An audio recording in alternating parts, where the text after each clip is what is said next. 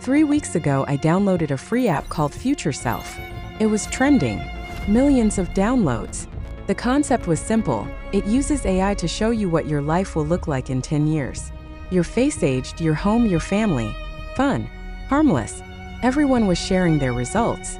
So I opened it, pointed my camera at my face, and waited. The app processed for longer than usual.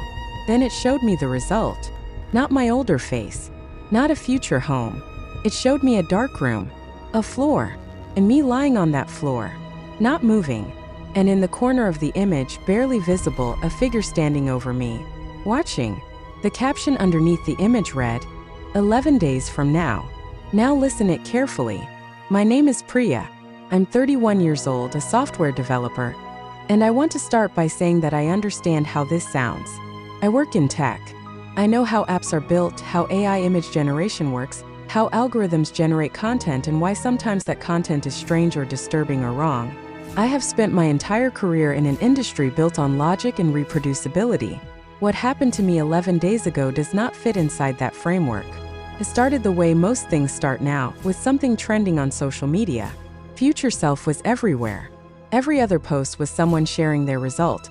A gently aged version of their face, imagine future children. A dream home the AI had constructed from their apparent personality. The aesthetic was warm and optimistic. The app had 17 million downloads in its first week. It was the kind of viral moment that feels genuinely joyful, technology doing something whimsical and connecting people through shared curiosity about their own futures. I downloaded it on a Thursday evening. I was home alone, laptop open, half watching television. I opened the app, accepted the permissions, camera, photos, basic device data, standard, and followed the instructions. Point your camera at your face. Hold still. Let the AI do its work. The processing screen usually took about 30 seconds based on what I'd seen other people post.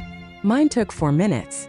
I know it was 4 minutes because I checked the time when I started and again when the result appeared.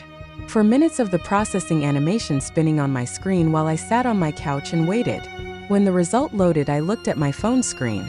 And then I put the phone face down on the cushion beside me and sat very still for a long time. What the app showed me was not a future version of my face. It was a photograph, or something generated to look exactly like a photograph. The resolution, the lighting, the grain of it all constructed to look like a real image rather than an AI rendering.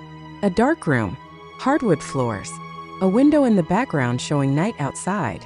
Furniture I recognized, a bookshelf, the edge of a rug, the leg of my coffee table. My apartment, the room I was sitting in, rendered in darkness, viewed from an angle slightly above floor level. And on the floor, in the center of the image, me, face down, one arm extended, palm up, my hair spread around my head, wearing the gray cardigan I had on at that moment, not moving.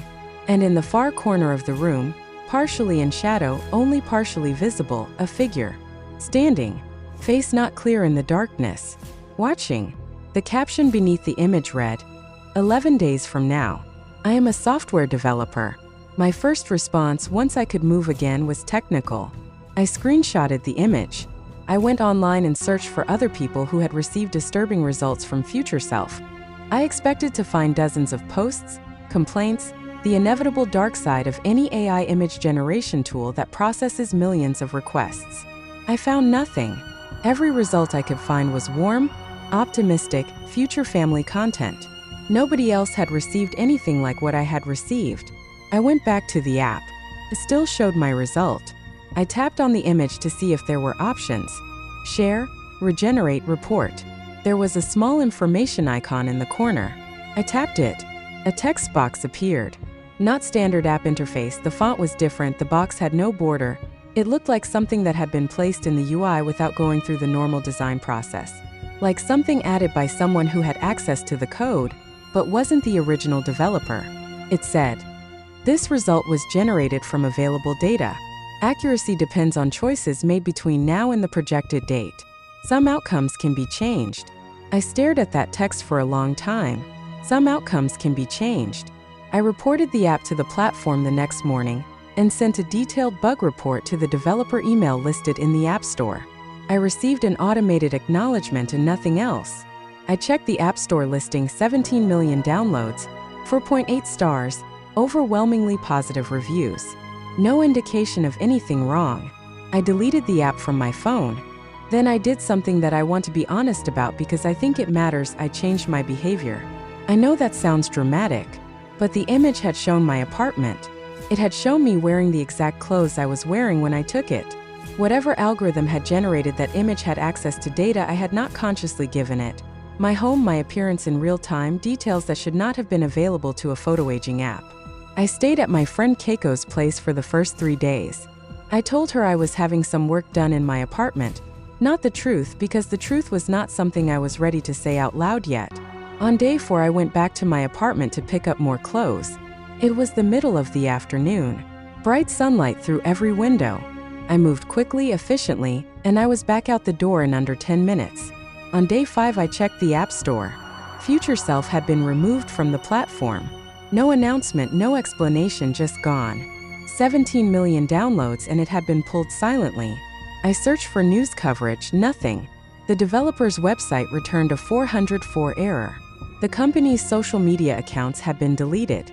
An app with 17 million downloads had been erased from the internet overnight, and not a single tech journalist had written about it. I called a friend who works in platform security, the kind of person who knows how app removals work, what triggers them, what the process looks like from the inside. I described what had happened without showing him the screenshot. He asked me a series of questions. What permissions had the app requested? Whether I had noticed any unusual battery drain or data usage after installing it. Whether the app had requested access to my contacts or location. I told him camera and photos.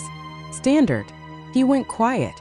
Then he said, Priya, camera permission on a mobile device, depending on the OS version and the app's implementation, can in some cases allow passive access. Not just when you're actively using the camera, potentially in the background, depending on how the app was coded.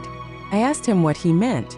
I mean, he said carefully, that an app with camera permission could, if built to do so, access your camera without you knowing. See your environment, your home, what you're wearing, in real time, the figure in the corner of the image, standing in my apartment, watching. Today is day 11. I am writing this from Keiko's apartment. I have not returned to my own home since day 5. I have had my phone completely wiped and reset by a professional.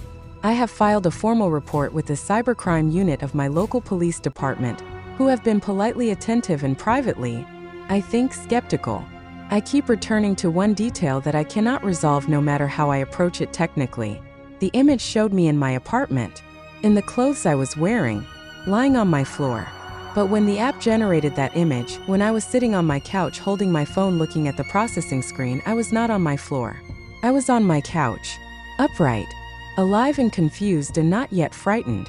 If the image was generated from a live camera feed of my apartment at the moment I used the app, it showed something that wasn't happening yet. It showed something that hadn't happened, something that was only going to happen. And the caption said 11 days from now, which means today. I don't know what is in my apartment right now.